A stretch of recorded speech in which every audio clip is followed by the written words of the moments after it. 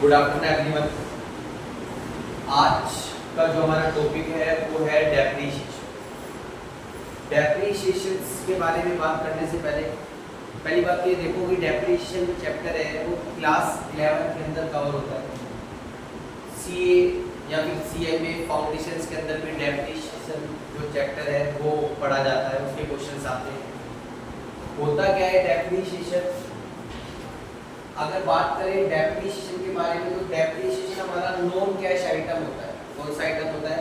Non cash item. Non cash item का मतलब है डेप्रीशिएशन में कैश का इनफ्लो कैश का आउटफ्लो नहीं होता। मतलब डेप्रीशिएशन जो एक्सपेंसेस है उसमें ना तो कैश आता है और ना कैश जाता है। दूसरी बात, डेप्रीशिएशन जो चार्ज किया जाता है, डेप्रीशिएशन जो लगाया जाता है वो एसेट्स की वैल्यू को कम करता है। मतलब जो भी हमारी एसेट्स होती है उनकी करंट वैल्यू कैलकुलेट करने के लिए हम डेप्रीशिएशन चार्ज करते हैं।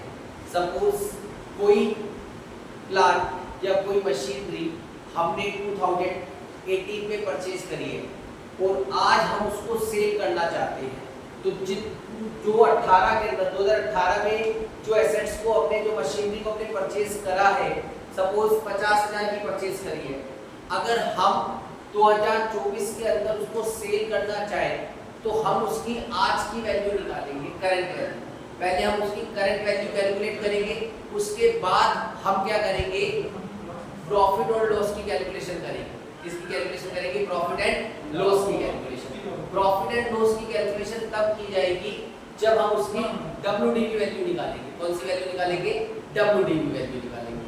क्लियर है?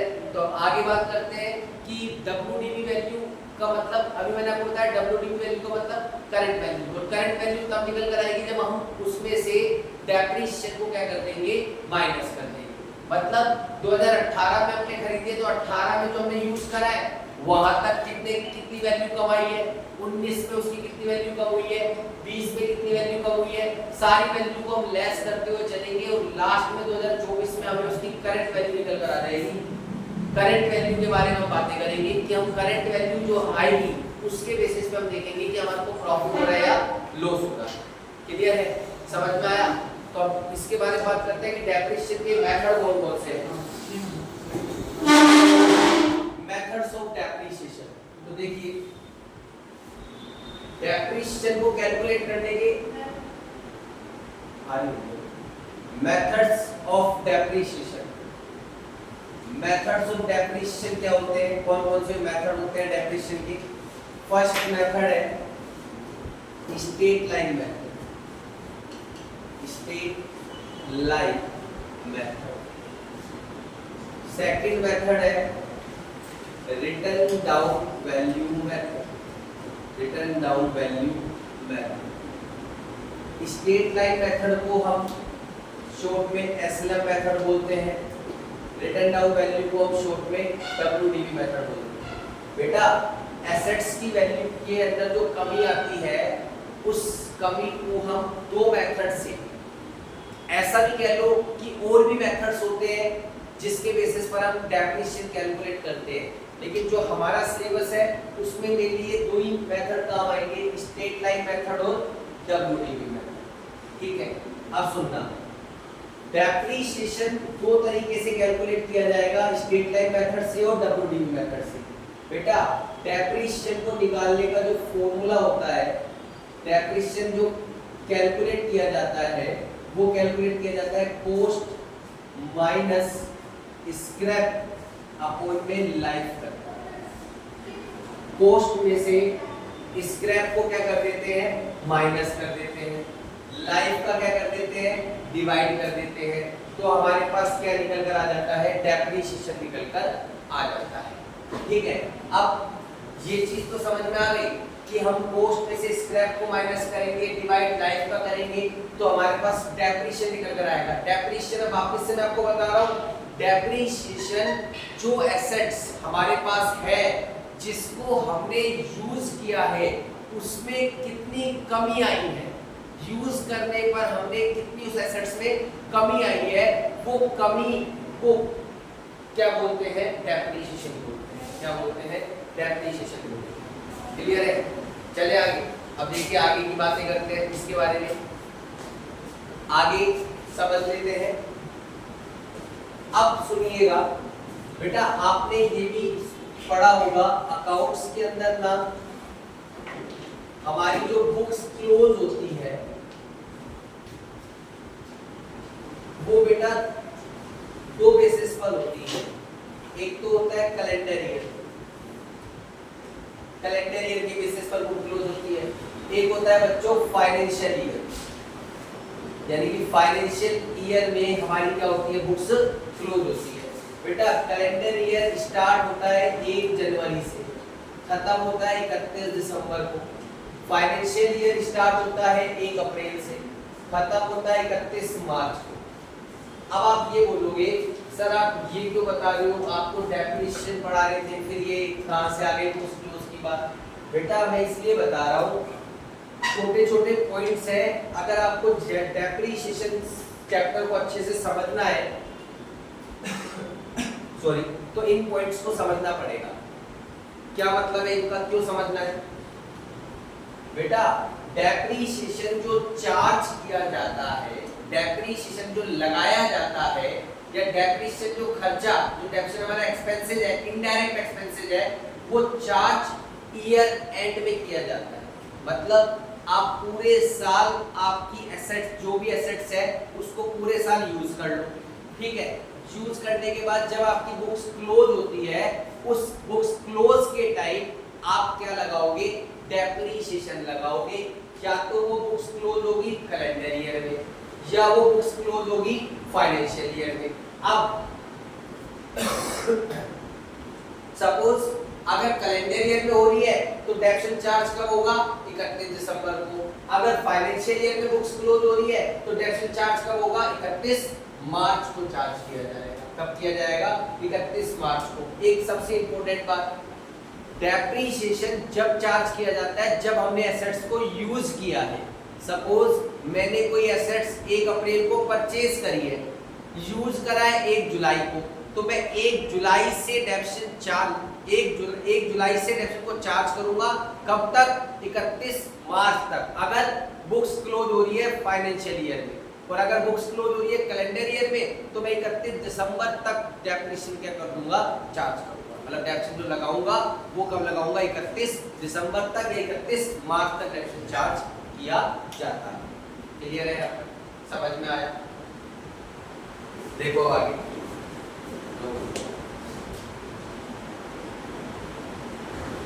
देखो बच्चों, अब अपन बात कर रहे थे डेप्रिसिएशन के बारे में। मैंने आपको थोड़ा बहुत डेप्रिसिएशन के बारे में बताया था।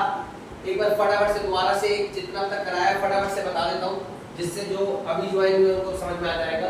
डेप्रिसिएशन की अगर मैं बात करूँ, डेप्रिसिएशन जो चैप्टर है या डेप्रिसिएशन जो होता है वो फिक्स एसेट्स पर चार्ज किया जाता है।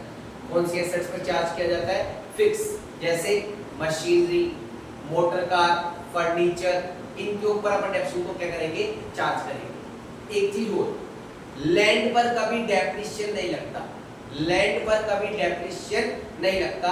लैंड होती तो हमारी क्या है, लैंड होती तो हमारी फिक्स एसेट्स है, बट उस पर डेप्रिसिएशन चार्ज नहीं करेंगे, बिल्डिंग पर डेप्रिसिएशन चार्ज करेंगे। लैंड का हमेशा एप्रिसिएशन होता है। क्या होता है, एप्रिसिएशन, ठीक है। डेप्रिसिएशन हमारा नॉन कैश आइटम है। कौन सा आइटम है, non cash item. Non cash item का मतलब है यहाँ पर ना तो कैश का इनफ्लो होगा ना कैश का क्या होगा, आउटफ्लो होगा। ना तो कैश का इनफ्लो होता है और ना कैश का आउटफ्लो होता है, ठीक है। डेप्रिसिएशन को निकालने के, डेप्रिसिएशन कैलकुलेट करने के दो मेथड है, स्ट्रेट लाइन मेथड और डब्ल्यूडीवी मेथड। स्ट्रेट लाइन को शॉर्ट में एसएलएम बोलते हैं, डब्ल्यूडीवी को रिटर्न डाउन वैल्यू, यानी रिटर्न डाउन वैल्यू को अपन क्या बोलते हैं, डब्ल्यूडीवी बात करते हैं। डेप्रिसिएशन निकालने के लिए वो डेप्रिसिएशन दो तरीके से निकलता है, या तो डेप्रिसिएशन की परसेंट गिवन होती है, 10%, 12%, 15%, जो भी। और ये परसेंटेज देखो, अगर मैं बात करूं टैक्स के बारे में तो टैक्स के अंदर इसकी परसेंटेज अलग डिसाइडेड होती है, लोगों के द्वारा डिसाइडेड है। मशीनरी पे कितना डेप्रिसिएशन चार्ज करोगे या फर्नीचर पे कितना करोगे, ठीक है। तो वो डेप्रिसिएशन, और बाकी जो हमारे क्वेश्चंस हैं उस क्वेश्चन में डेप्रिसिएशन की रेट गिवन होती है, जितना रेट गिवन है उतना परसेंट हम चार्ज कर लेंगे। क्लियर है? सॉरी। या फिर डेप्रिसिएशन को निकालने का एक सिंपल फॉर्मूला होता है कॉस्ट माइनस स्क्रैप अपॉन में लाइफ, उससे भी हम क्या निकाल लेते हैं, डेप्रिसिएशन कैलकुलेट कर लेते हैं। आगे चलते हैं, बुक्स क्लोज मैं आपको बता देता हूँ बेटा, हमारे यहाँ पर अकाउंटिंग ईयर जो होता है, जो हमारे यहाँ पर जो बुक्स क्लोज की जाती है, बुक्स क्लोज का मतलब है जितना हमने पूरे साल कमाया है या जितना हमने पूरे साल जो भी ट्रांजैक्शंस करे हैं उससे हम एक नेट रिजल्ट पे पहुंचते हैं कि हमारे को प्रॉफिट हुआ है या लॉस हुआ है, या एट द एंड हमारी कंपनी की फाइनेंशियल पोजीशन क्या चल रही है, कैसी चल रही है, इसके बारे में अगर जानना है तो हमें अपनी कंपनी की बुक्स को क्लोज करना होगा। और बुक्स क्लोज या तो 31 दिसंबर को होती है या 31 मार्च को होती है। 31 मार्च को अगर बुक्स क्लोज हो रही है तो उसको फाइनेंशियल ईयर बोलते हैं, 31 दिसंबर को अगर बुक्स क्लोज होती है तो उसको कैलेंडर ईयर बोला जाता है। कौन सा ईयर बोला जाता है, कैलेंडर ईयर बोला जाता है। ठीक है, क्लियर है। अब सुनना बेटा, इस चैप्टर के अंदर मेनली हमें 3 अकाउंट्स के बारे में ज्यादा बातें करनी है। सबसे पहले तो हमें बनाना है फिक्स एसेट्स अकाउंट। अगर हमने मशीनरी खरीदी है तो मशीनरी का अकाउंट बनाना है, फर्नीचर खरीदा है तो फर्नीचर का अकाउंट बनाना है, अगर हमने मोटर कार वगैरह खरीदी है, प्लांट वगैरह खरीदा है तो उसका अकाउंट बनाना है। दूसरा अकाउंट होता है जिसका नाम है प्रोविजन फॉर डेप्रिसिएशन अकाउंट। कौन सा अकाउंट होता है, प्रोविजन फॉर डेप्रिसिएशन अकाउंट। बेटा अभी इसके बारे में भी आपको थोड़ा बहुत समझा देता हूँ।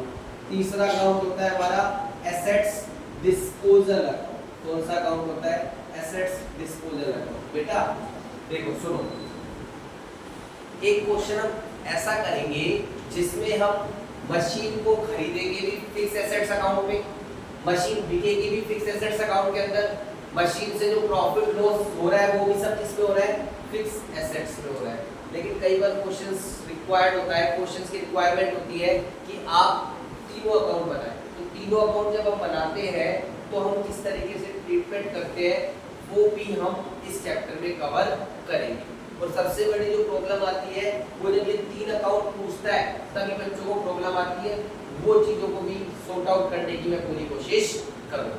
चलो अब मेरी बात सुनना, मैंने अभी आपको बताया डेप्रिसिएशन हमारा नॉन कैश आइटम होता है। क्यों होता है बेटा, डेप्रिसिएशन जो होता है वो एक्सपेंसेस माना जाता है, इनडायरेक्ट एक्सपेंसेस। इसको P&L यानी कि प्रॉफिट एंड लॉस अकाउंट से अपन क्या कर देते हैं, डिडक्ट कर देते हैं। नेट जो ग्रॉस प्रॉफिट होता है उसमें से इसको एज अ खर्चा मान के लेस कर दिया जाता है। बट इसके नाम का पैसा कहीं जाता नहीं है। जैसे सैलरी है, सैलरी तो सपोज हम किसी वर्कर को पे कर देते हैं या किसी एम्प्लॉय को पे कर देते हैं, ठीक है। रेंट है, लैंडलॉर्ड को पे कर दिया। डेप्रिसिएशन हमने चार्ज तो कर लिया, ग्रॉस प्रॉफिट में से माइनस कर दिया, वो कंपनी के बाहर कहीं नहीं जाता, वो सीधा उठ करके प्रोविजन फॉर डेप्रिसिएशन अकाउंट में ट्रांसफर हो जाता है। हर साल कंपनी अपनी एसेट्स में जितनी कमी होती है वो सारा अमाउंट कहाँ पे ट्रांसफर कर देती है, प्रोविजन फॉर डेप्रिसिएशन अकाउंट में ट्रांसफर कर देती है। एट द एंड जब वो डेप्रिसिएशन अकाउंट में ट्रांसफर करती है तो लास्ट में जितने साल हमने उस एसेट्स को यूज करा है वहां तक पैसा डिपॉजिट हो जाता है और लास्ट में जाकर के जितने की वो एसेट्स होती है उतना पैसा हमारा क्या हो जाता है, इकट्ठा हो जाता है, जिससे हम फ्यूचर में एक न्यू मशीन क्या कर सकते हैं, परचेज कर सकते हैं। क्योंकि याद रखना जितनी भी फिक्स एसेट्स होती है सबकी एक सर्टेन लाइफ होती है कि वो पर्टिकुलर लाइफ तक ही क्या कर सकती है, चल सकती है। उसके बाद हमें वापस से नई एसेट्स को लाना होता है। अब वो एसेट्स जो होती है उनकी कॉस्ट इतनी ज्यादा होती है कि हम एक बार इन्वेस्टमेंट कर देते हैं, अगली बार जब इन्वेस्टमेंट करने की सोचते हैं तो हमें दिक्कतें आती हैं। तो उसके लिए हम अभी से ही क्या करते रहते हैं, डेप्रिसिएशन के नाम का पैसा इकट्ठा करते रहते हैं। वो डेप्रिसिएशन एंड में प्रोविजन फॉर डेप्रिसिएशन में इकट्ठा होता रहता है। जब वो मशीन की लाइफ खत्म हो जाती है तो जितना पैसा हमारा प्रोविजन फॉर डेप्रिसिएशन में इकट्ठा हो गया उनको पैसे को इकट्ठा जो पैसा हुआ है उससे हम एक नई मशीन परचेज कर लेते हैं। तो ये होता है, इसी वजह से डेप्रिसिएशन को नॉन कैश आइटम बोला जाता है। समझ में आया? नॉन कैश का मतलब समझ लो ना, ये वर्ड आपको बार बार दिक्कत करेगा। नॉन कैश का मतलब है कैश का इनफ्लो आउटफ्लो नहीं होना। अब इनफ्लो आउटफ्लो नहीं होना मैंने आपको अभी भी समझाया है। बेटा अगर हम रेंट की बात कर रहे हैं, हमारी मान के चलो मेरा बिजनेस अगर रेंट पर है, रेंट पे मैंने अगर बिल्डिंग ले रखी है तो उस रेंट को मुझे लैंडलॉर्ड को देना पड़ेगा। कोई मेरे यहाँ पर वर्कर या एम्प्लॉय काम कर रहे हैं तो उनकी सैलरी मुझे उनको पे करनी पड़ेगी, लेकिन डेप्रिसिएशन का खर्चा तो है, इसको हम ग्रॉस प्रॉफिट में से माइनस भी करते हैं, बट हम किसी को देते नहीं है, ये सीधा प्रोविजन फॉर डेप्रिसिएशन अकाउंट में क्या हो जाता है, इकट्ठा हो जाता है। क्लियर है? एक बार फटाफट से नोट कर लो, उसके बाद बातें करेंगे। देखो बच्चों, जब अपन इतनी सारी बातें कर ली डेप्रिसिएशन के बारे में, तो अब थोड़ी सी बातें और करते हैं धीरे धीरे। अब देखो मैं थोड़ा सा आपको एग्जांपल्स में लेके चलता हूँ, साथ साथ एग्जांपल्स, कुछ 2-4 एग्जांपल्स पढ़ेंगे तो थोड़ा बहुत समझ में आएगा कि होता क्या है। जैसे सपोज कॉस्ट ऑफ मशीनरी हमारी है 1 लाख, स्क्रैप वैल्यू, बेटा स्क्रैप वैल्यू भी समझ लो क्या होती है। स्क्रैप वैल्यू है जब हमारी मशीन की जो लाइफ है, पर्टिकुलर एक लाइफ डिसाइडेड होती है कि मशीन 10 साल तक चलेगी, 5 साल तक चलेगी। अब 5 साल तक जो हमारी मशीन चलती है, 5 साल के बाद वो मशीन क्या हो जाती है, बंद हो जाती है, खराब हो जाती है, ठीक है। अब 5 साल बाद उस मशीन को, 5 साल बाद उस मशीन जो कबाड़ा बन गई, उसको जब हम किसी को सेल आउट करके जो पैसा लेते हैं वो कहलाता है स्क्रैप वैल्यू, उसको बोलते हैं स्क्रैप वैल्यू। लाइफ 5 ईयर है।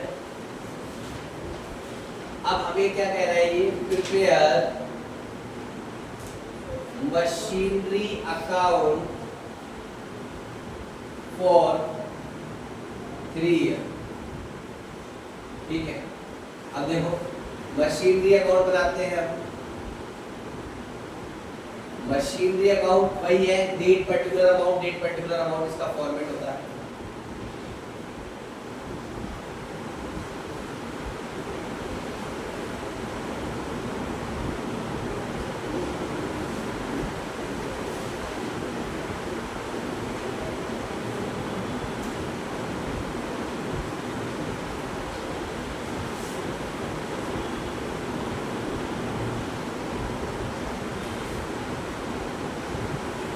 देखिए बच्चों,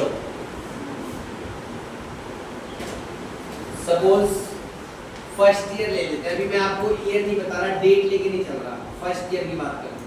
बेटा आपने बेसिक अकाउंट्स में पढ़ा होगा, जब आप कोई भी एसेट्स को परचेज करते हो तो एंट्री क्या होती है, machinery account debit to bank. कितने की परचेज करी है, 1 लाख की। अब आपने ये भी पढ़ा होगा, एंट्री से जब लेजर बनाई जाती है, जिसका अकाउंट ओपन किया जाता है उसका नाम नहीं आता है। मशीनरी अकाउंट ओपन कर रहे हैं तो मशीन का नाम नहीं आएगा, क्या आएगा, बैंक आएगा। और किधर आएगा, अगर मशीन डेबिट हो रहा है तो डेबिट साइड में आएगा, मशीन क्रेडिट हो जाता तो क्रेडिट साइड में आ जाता। मींस जब हम मशीन को सेल करेंगे तो एंट्री बताओ क्या होगी, bank account debit to machine. कितने रुपए है, 1 लाख। सपोज 1 लाख में बेच रहे हैं। अब यहाँ पे देखो मशीन क्रेडिट हो रहा है तो मशीन के क्रेडिट साइड में क्या आएगा, बैंक आएगा। यहाँ पे मशीन क्या हो रहा है, डेबिट हो रहा है तो डेबिट साइड में क्या आएगा, टू बैंक आएगा। तो सबसे पहले तो हमने यहाँ लिख दिया मशीन के अकाउंट में टू बैंक, कितने रुपए लिखा है। अब मैंने आपको ये बताया डेप्रिसिएशन चार्ज किया जाता है हमेशा ईयर एंड में। ईयर एंड में डेप्रिसिएशन लगाएंगे तो यहाँ लिख दिया बाय डेप्रिसिएशन, ठीक है। अब वो ईयर एंड किसके अकॉर्डिंग होता है, फाइनेंशियल ईयर या कैलेंडर ईयर।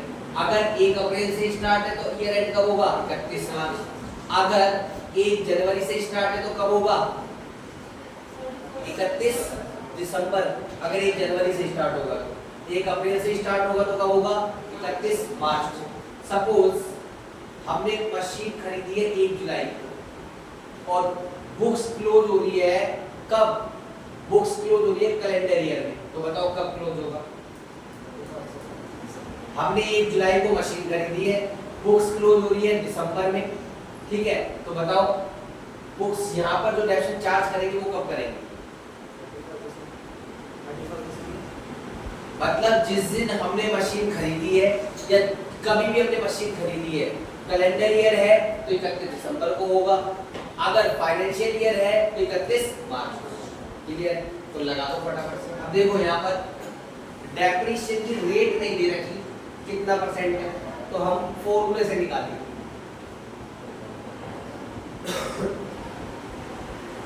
फॉर्मूला क्या होता है? कॉस्ट माइनस स्क्रैप अपॉन में लाइफ। कॉस्ट बताओ कितने की है? 1 लाख की। स्क्रैप कितना है? 20,000। लाइफ कितनी है? 5। 80,000 में 5 का डिवाइड कर दो।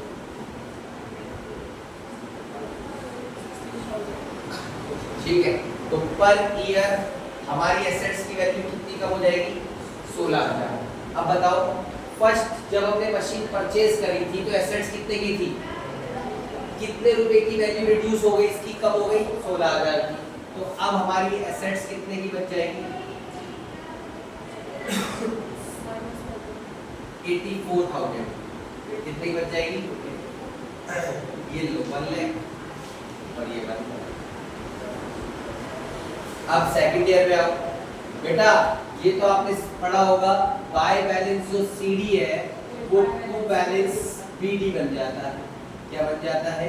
बीडी। यानी कि जब हमारा साल स्टार्ट होगा तो अब की बार मशीन हमारे पास कितने रुपए की है? 84,000 की। इसके ऊपर जो हम लगाएंगे क्या? डेप्रिसिएशन, वो कितने रुपए का लगेगा? 16,000 रुपए का। बेटा इसमें भी कंसेप्ट ध्यान रखना, अगर मेथड स्ट्रेट लाइन होता है, SLM स्ट्रेट लाइन मेथड होता है, एक बार जो डेप्रिसिएशन लग गया हर साल सेम वही लगेगा। और WDV मेथड जो होता है, रिटर्न डाउन वैल्यू मेथड, उस पे हमेशा बैलेंस पर क्या लगता है? डेप्रिसिएशन चार्ज किया जाता है। वो भी सिखा दूंगा। ठीक है, अब बाय डेप्रिसिएशन हो गया, उसके बाद अपन वापस से बाय बैलेंस निकालेंगे। अब की बार 84,000 में से 16,000 माइनस कर दो, बताओ कितना आएगा? जल्दी जल्दी माइनस करते हो मेरे साथ साथ। 68 आ रहा है क्या? सही है? ठीक है, आगे चलते हैं। थर्ड ईयर की बात कर रहे हैं। थर्ड ईयर के अंदर क्या हो रहा है? वापस से टू बैलेंस बीडी। कितने रुपए का आ गया? अब की बार मशीन कितने की आ गई? 68,000। जैसे ईयर एंड हुआ वापस से हमने डेप्रिसिएशन चार्ज करा, कितने रुपए का है? 16,000 रुपए का। वापस से क्या निकालेंगे? बैलेंस निकालेंगे। और बैलेंस सीडी वापस से 68 में से 60 माइनस कर दो, 52,000 आ जाएगा। अब यहाँ पर कितना आया? 68,000। यहाँ पे कितना आया? 68,000। ये जो बैलेंस है इसको वापस से आगे लेके चले जाओ, टू बैलेंस बीडी 52,000। बेटा एक बार क्वेश्चन में नजर डालो, क्वेश्चंस क्या बोल रहा है?